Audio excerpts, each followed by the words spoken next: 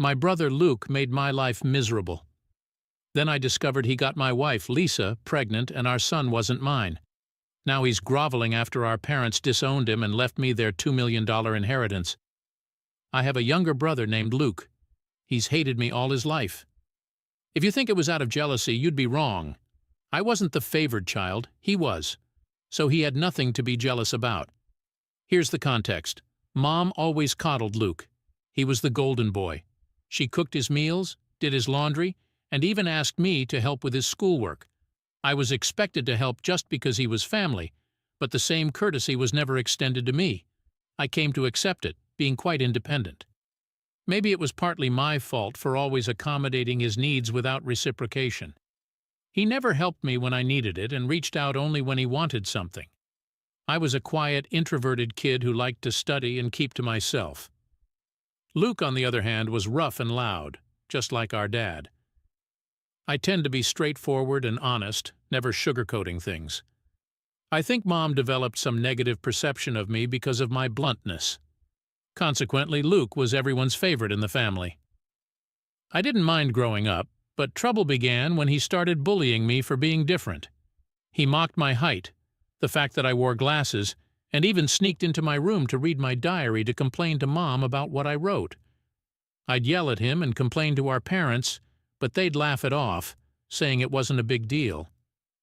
Luke did worse things too, like nearly breaking my glasses and putting nasty stuff in my food. Once he even put little stones in my cereal, but luckily I found them before they hurt my teeth.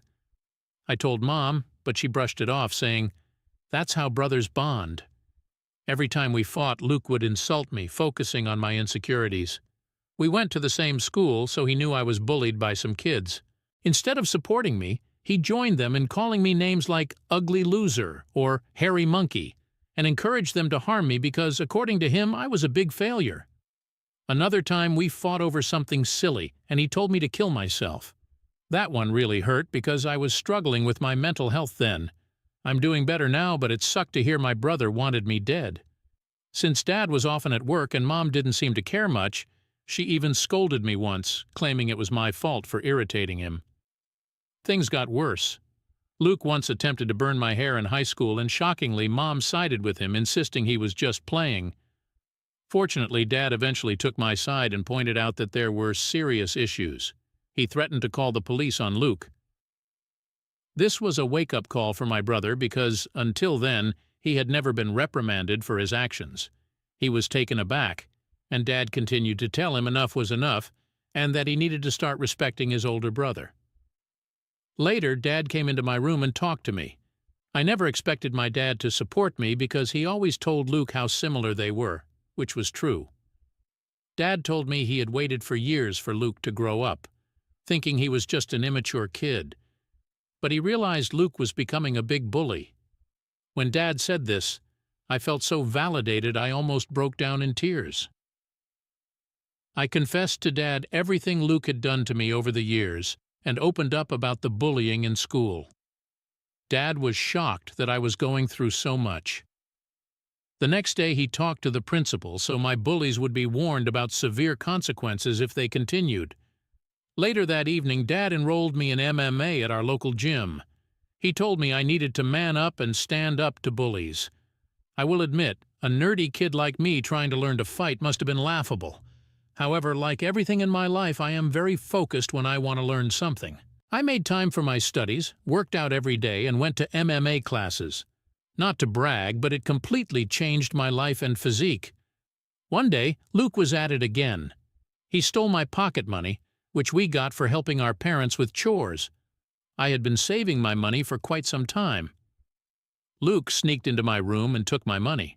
I caught him when he was about to cycle off with his friends.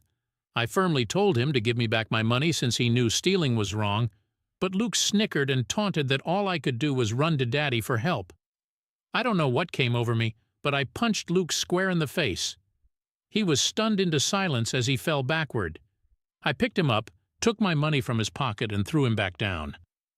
Luke started crying loudly like a little baby. It was comical to see a teenage boy crying on the ground. However, Mom came running out, hearing her baby boy, to help him up and find out what happened. When she learned I had fought with him, she was surprised and started to reprimand me. She told me, as an older brother, I should teach better things to Luke. While Luke seemed to enjoy seeing me being chastised, Mom also complained to Dad about how I had thrashed Luke and needed to be controlled. My dad grimly asked both of us to explain ourselves. I told him how Luke had stolen the money I worked hard for and saved up, while Luke tried to justify needing the money for a date, saying as my brother, I should help him. Dad told Luke he was lucky I only punched him for stealing because anyone else would have called the police. He continued to tell Luke he had no right to take others' things without their consent. Luke didn't like that and started to throw a tantrum, probably hoping our mom would side with him. But Dad stayed firm. When Luke realized I wasn't going to be punished, he screamed how much he hated me and ran back into his room, locking himself in. Since that incident, Luke kept his distance. He finally understood he couldn't bully me anymore, and even Dad wasn't supporting his antics. For the first time in a long while, I felt we were equals. Even though he couldn't hurt me physically, Luke would try to say nasty things when our parents weren't around. It got worse as he got older.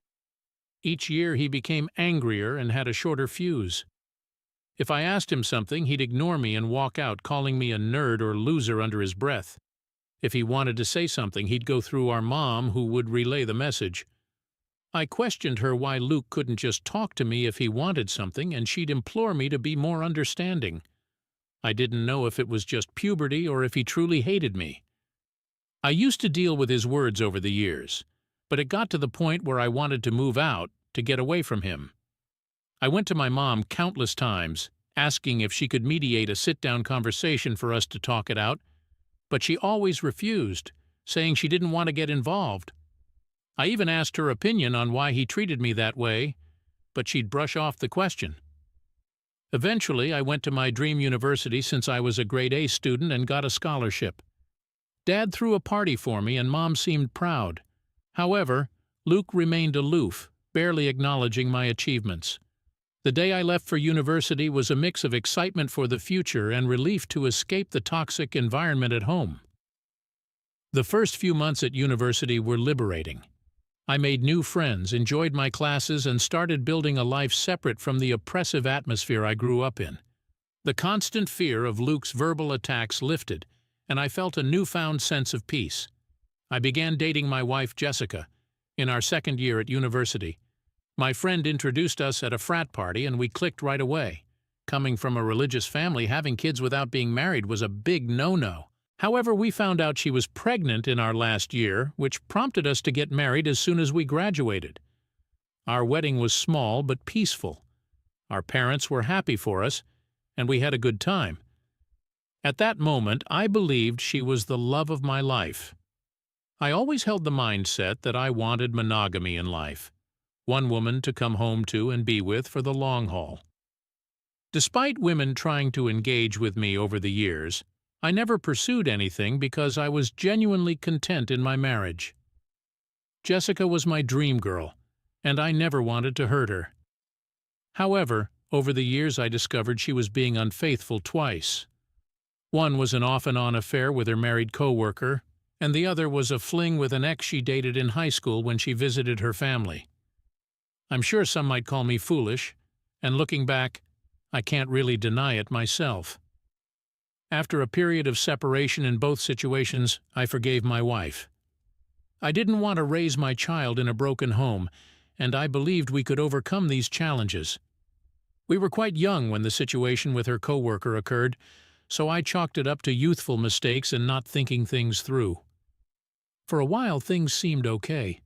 I could never fully trust her, but I tried my best to push aside my doubts because, if I chose to forgive her, I had to work towards moving past it and starting with a clean slate. It's been 4 years since the second time she was unfaithful, and I felt I made the right decision by giving her a chance to show she still wanted to be in our marriage.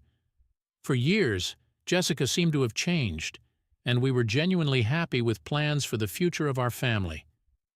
However, 3 months ago, my reality was shattered by yet another incident, far worse than the others. When she revealed she had been sleeping with someone for quite some time and suggested our son might not be mine, I felt like the ground had been pulled out from under me. A mix of shock, betrayal, and disbelief overwhelmed me. I struggled to comprehend the enormity of what she disclosed. In a daze, I asked why she kept such a significant secret, and how she could do something so devastating. Her reaction was cold and indifferent. She seemed detached, almost unbothered by the pain she inflicted. Her responses were vague, leaving me with more questions than answers. It was surreal and painful, confronting shattered trust and uncertainties about my family. I continued to ask Jessica to tell me the truth, because I deserved to know the father of the child, since I had been raising our son from the beginning. In the end, she admitted it was Luke. My eyes widened in shock as I asked what exactly she meant by that. This is when Jessica told me how she and Luke had become friends when I introduced her to my family, and she stayed with us from Thanksgiving to New Year's. I remember Luke, usually cold to me, was quite polite and warm toward her. I was glad because I didn't want Jessica to feel unwelcome. She wanted to be accepted into my family, so she spent significant time hanging out with Mom. She noticed that Luke and I weren't close and questioned me about it. I finally opened up to her about my childhood with Luke and told her we might never repair our relationship since he couldn't move past his feelings. Jessica understood. However, she started including Luke whenever we went out, hoping we would warm up to each other. If we watched a movie, she'd invite Luke, and we'd watch whatever he wanted. During this time, Luke and I talked a bit, which was a significant improvement.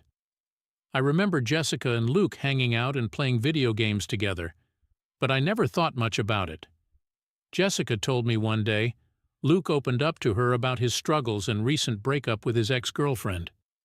He seemed so vulnerable with her, and they struck up a friendship. She said he sometimes harmlessly flirted when I wasn't around. And apparently one thing led to another, and she couldn't control herself anymore. I closed my eyes, envisioning my wife and brother sleeping together, which almost made me puke. I felt a mix of rage and disgust after Jessica told me all this. She decided to go back home, which was true because she abruptly told me she wanted to go back home when I thought she'd be spending New Year's with me. I tried to convince her to stay, but she was adamant about leaving after the holidays. When we met in college, once our classes resumed, she was back to her usual cheerful self, so I never questioned anything.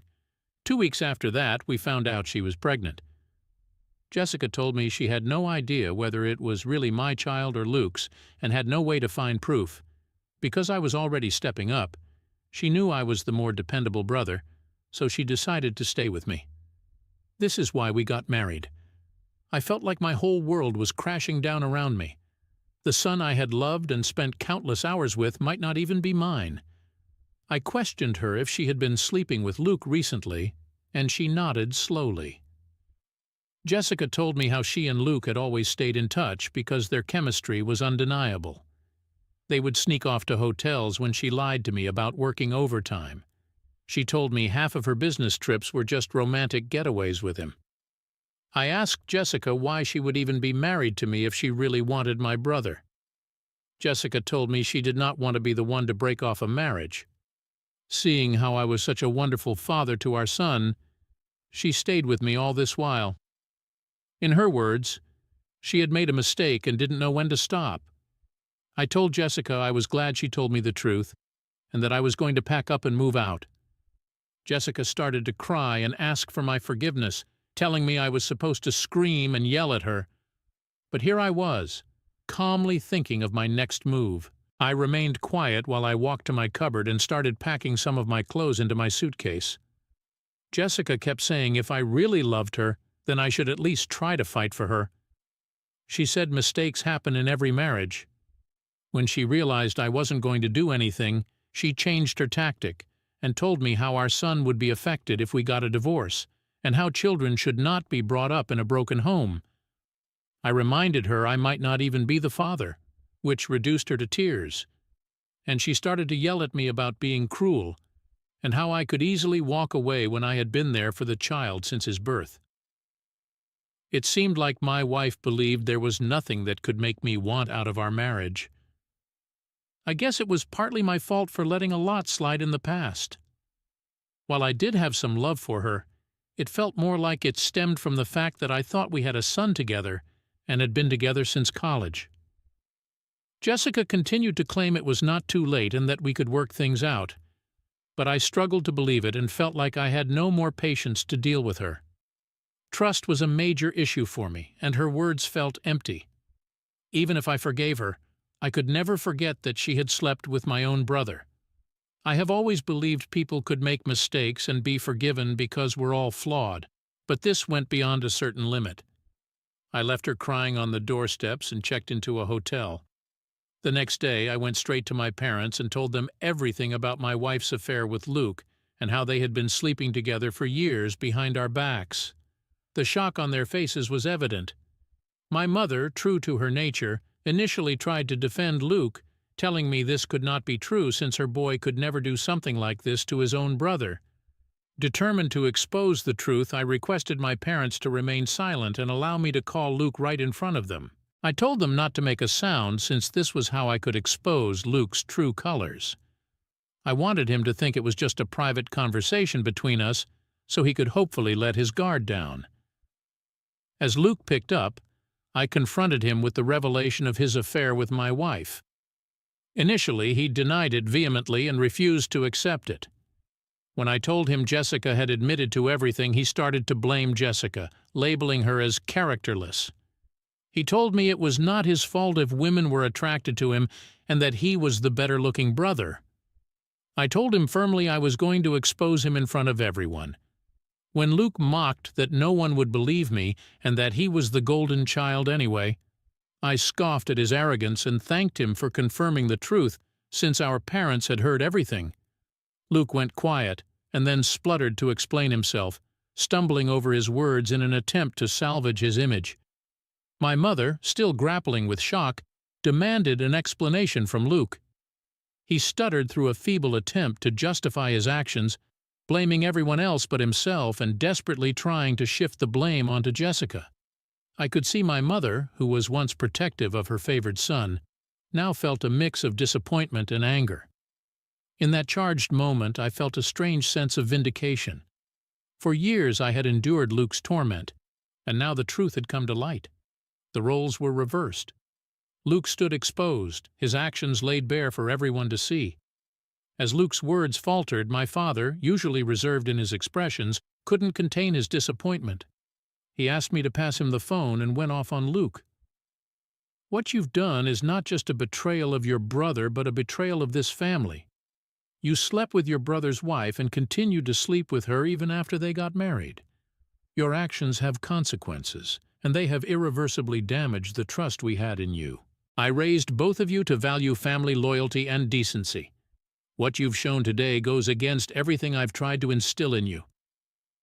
He paused, letting the weight of his words settle on Luke's conscience. "The disregard for your brother's feelings, the lack of respect for the sanctity of his marriage, it's unacceptable. You've not only hurt him but tarnished the bonds that hold us together as a family.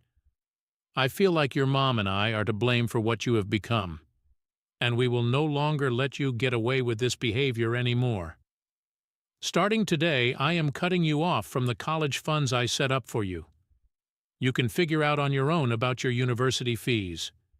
I will also not be funding your lifestyle anymore. You think it makes you more of a man to sleep with married women? Well, now let's see what happens to you when you don't have my money to depend on." I maintained a composed demeanor throughout all this.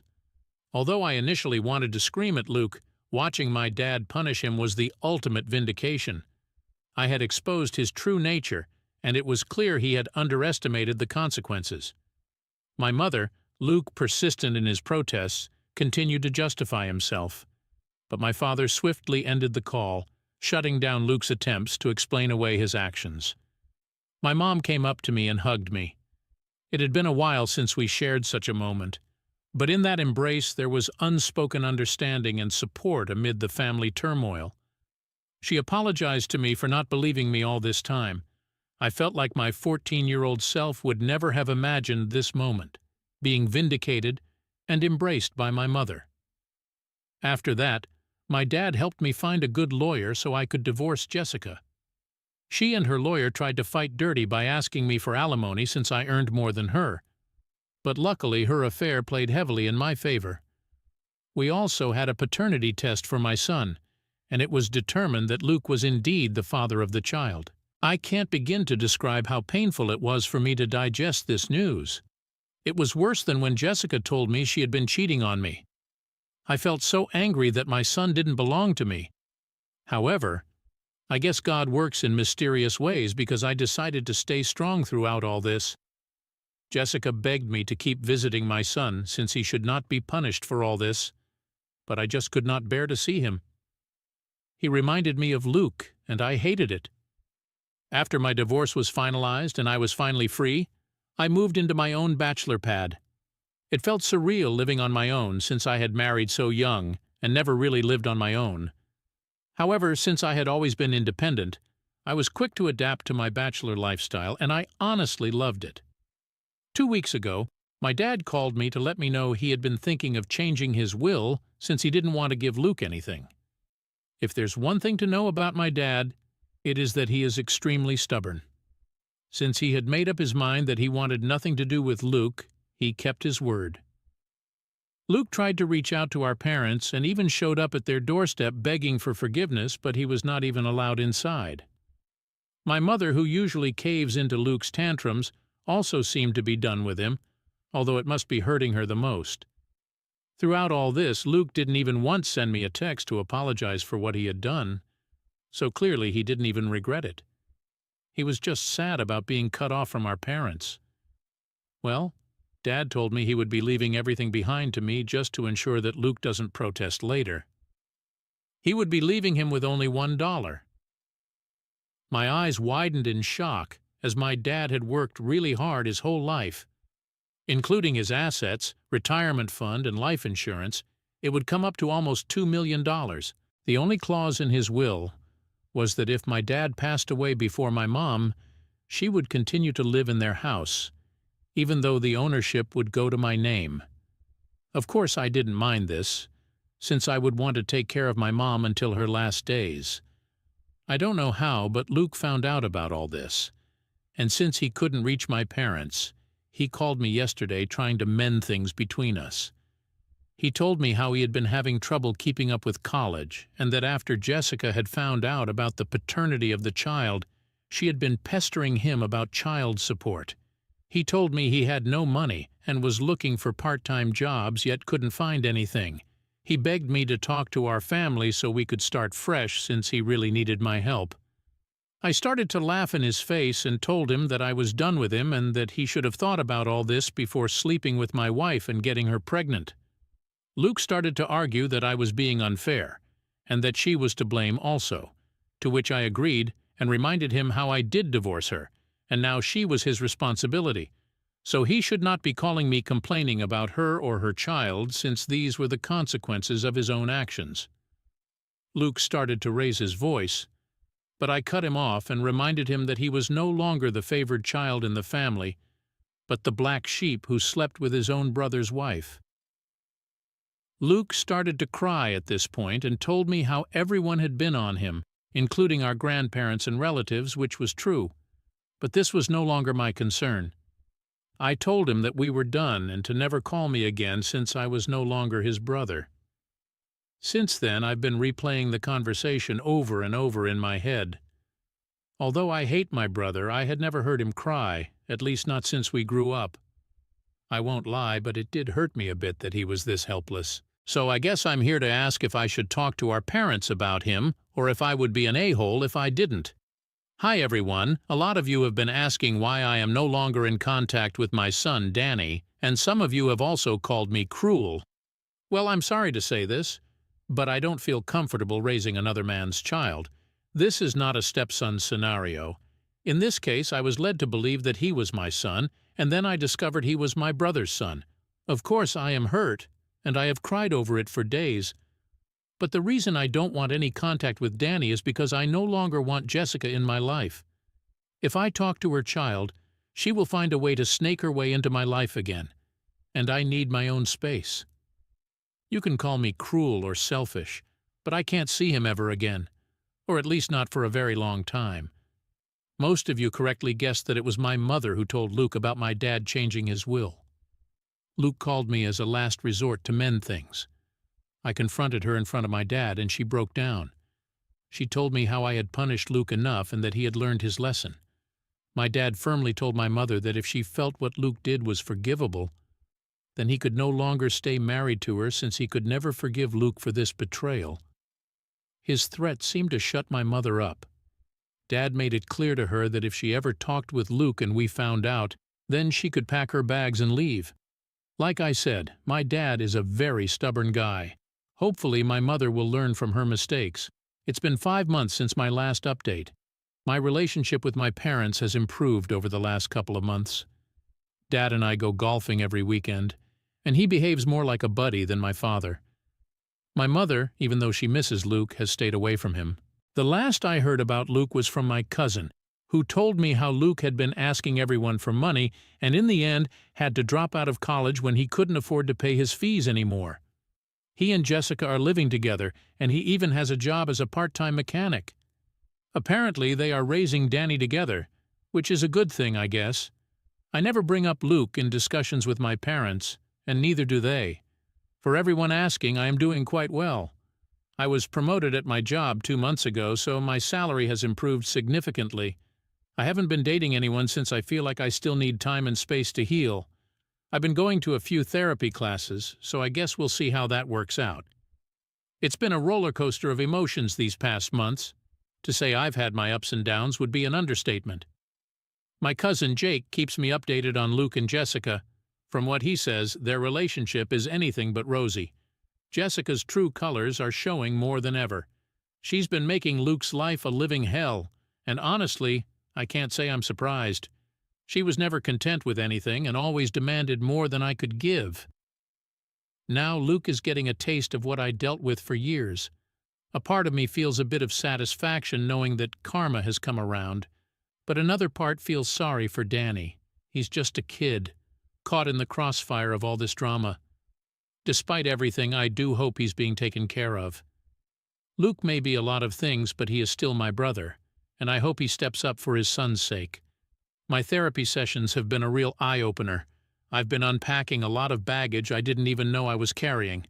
My therapist, Dr. Sanders, has been a huge help. She says I need to focus on myself and my healing before I can even think about moving forward. She's right, of course, but it's not easy. I've spent so much of my life trying to please others. My parents, Jessica, even Luke at times. It's high time I start living for myself. Last weekend, Dad and I went golfing again. It's become our thing, and I cherish these moments. We talk about everything and nothing, and it feels good to have that bond with him. Mom is still distant, but she's trying. She misses Luke, and I get that. No matter what he did, he's still her son. But Dad is firm. Luke needs to face the consequences of his actions, and I respect that stance. Work has been a great distraction. Getting promoted was a big deal for me, not just financially, but emotionally too. It's like a validation that I'm good at something, that I can succeed on my own terms. My boss, Mr. Thompson, has been very supportive, understanding my situation and giving me the flexibility I need.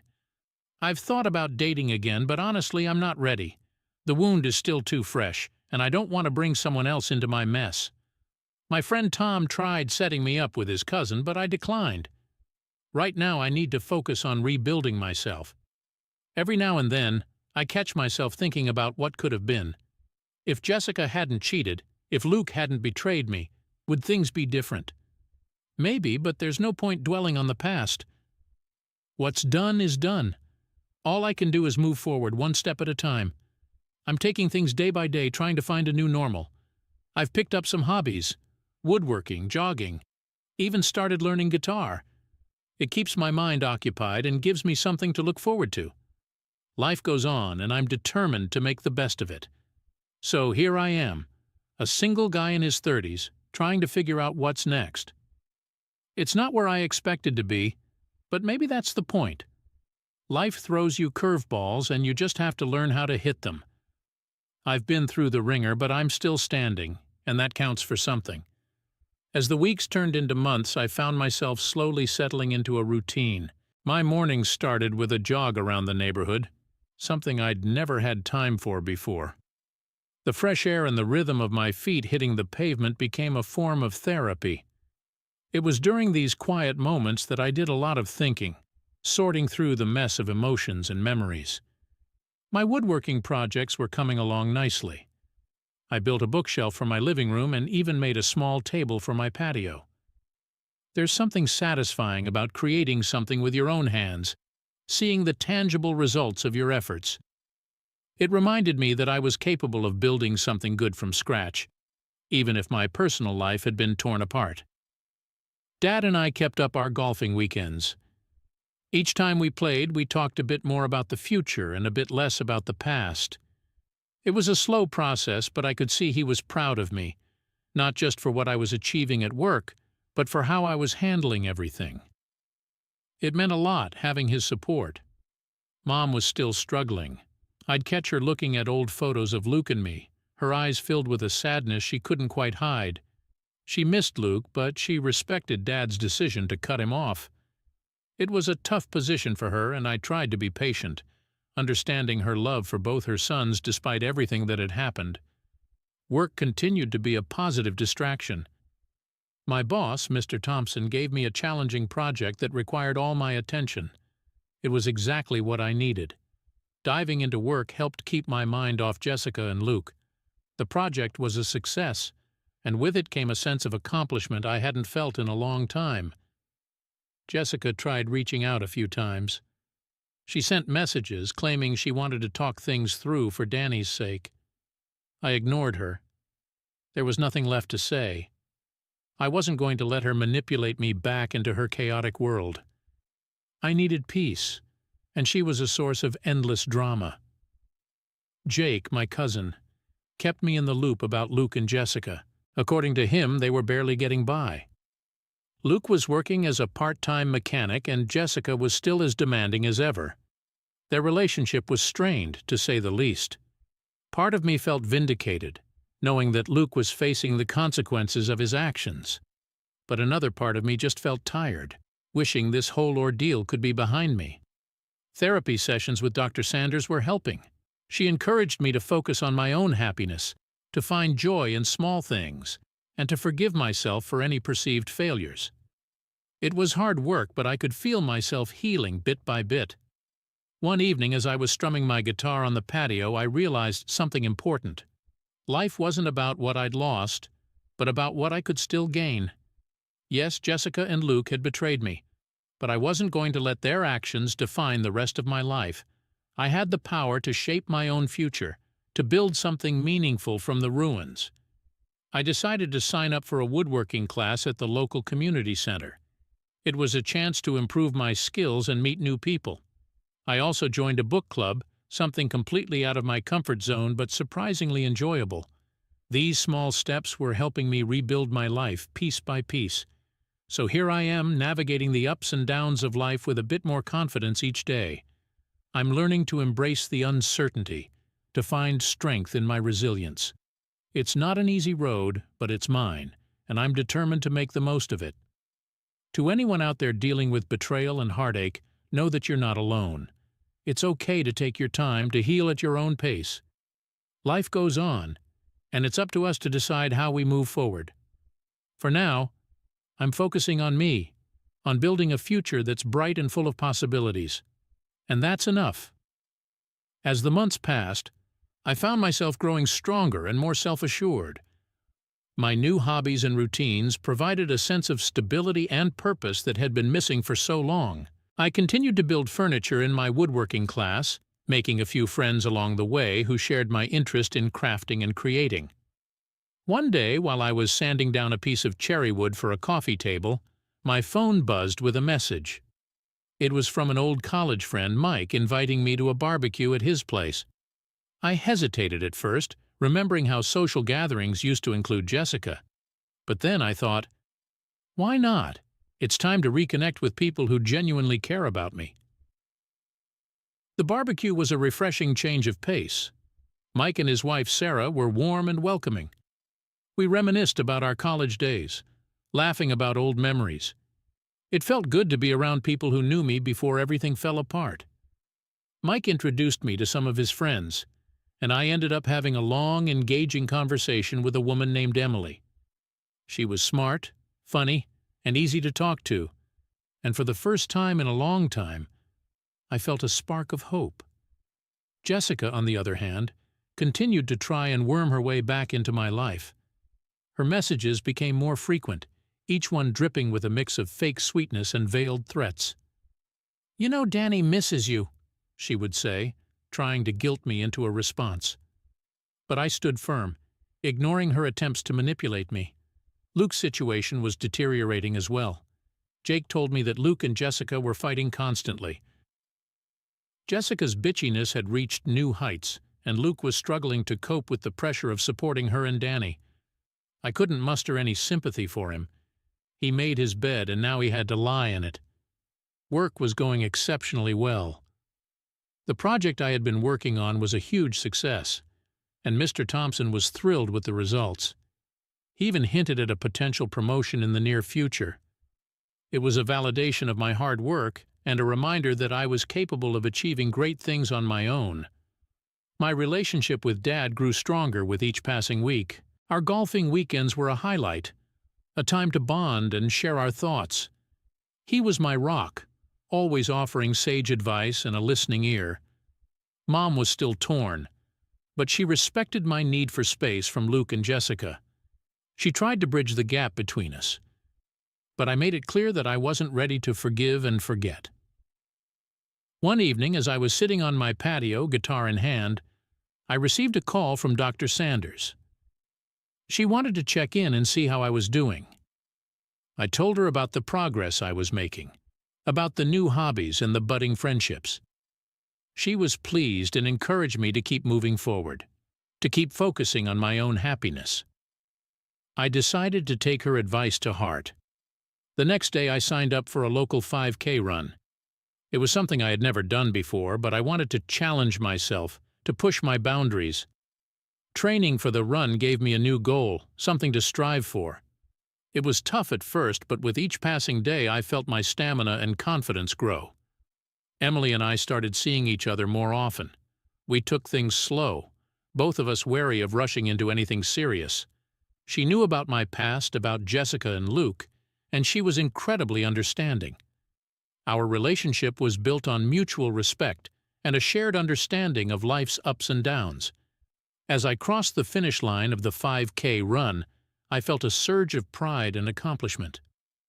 It was more than just completing a race.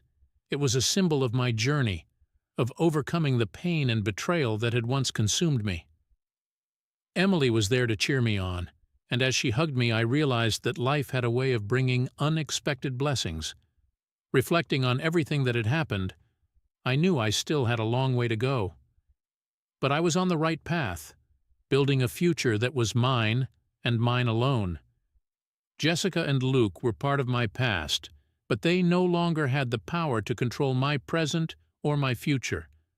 I was moving forward, one step at a time, and that was more than enough. So here I am, continuing to navigate the twists and turns of life. I've learned to find joy in the little things, to appreciate the people who truly care about me, and to never take anything for granted. It's been a hard journey, but it's also been incredibly rewarding. And with each new day, I'm reminded that I have the strength to keep going, to keep building, and to keep living my best life. The months continued to roll by, and I found myself more settled into my new life. The initial sting of betrayal had dulled to a manageable ache, and I was learning to navigate the world with a newfound sense of purpose and resilience. My relationship with Emily was blossoming, bringing a sense of warmth and companionship that I hadn't felt in a long time. She was a steady presence, someone who understood my past but didn't let it define our future together. Jessica's attempts to reach out grew more desperate and shrill. Her messages alternated between saccharine pleas and venomous accusations. "You're abandoning your son," she'd say, trying to play on my guilt. But I saw through her manipulations. I knew she was more concerned about her own comfort and control than Danny's well-being. I kept my distance, focusing on building a life that was stable and healthy, free from her toxicity. Luke's situation continued to decline. Jake told me that Luke and Jessica's relationship was hanging by a thread. They argued constantly, and Jessica's demanding nature was pushing Luke to his limits. He was struggling to keep up with the responsibilities he had taken on. Part of me felt a grim satisfaction knowing he was finally facing the consequences of his actions, but another part of me still felt the sting of betrayal. Work remained a bright spot in my life. The project that had earned me praise led to even more opportunities. Mr. Thompson was true to his word, and I received a promotion that came with increased responsibilities and a substantial raise. It was validation of my hard work and proof that I could thrive on my own terms. My relationship with my dad continued to grow stronger. Our golfing weekends had become a cherished tradition, a time to bond and share our thoughts. He was my rock, always offering support and wisdom. My mom, while still struggling with the situation, had come to respect my boundaries. She understood that while I wasn't ready to forgive Luke, I needed to move forward for my own sake. One evening, as Emily and I sat on the patio enjoying the cool night air, I reflected on how far I'd come. The pain of the past was still there, but it no longer defined me. I had built a new life, one filled with hope and possibilities. Emily's presence was a constant reminder that I could find happiness again, that I was deserving of love and respect. Dr. Sanders continued to be a guiding light in my journey. Her insights and encouragement helped me stay focused on my own growth. She often reminded me that healing was a process, one that required patience and self-compassion. I was learning to embrace that truth, taking each day as it came. The community center woodworking class had become a highlight of my week. I had made new friends, and our shared passion for crafting created a strong bond. I had even started teaching a beginner's class, sharing my skills and helping others find the same sense of accomplishment and peace that I had discovered. It was rewarding to see others find joy in something that had helped me heal. As the year drew to a close, I realized just how much I had transformed. I had gone from a man shattered by betrayal to someone who was rebuilding his life with intention and care.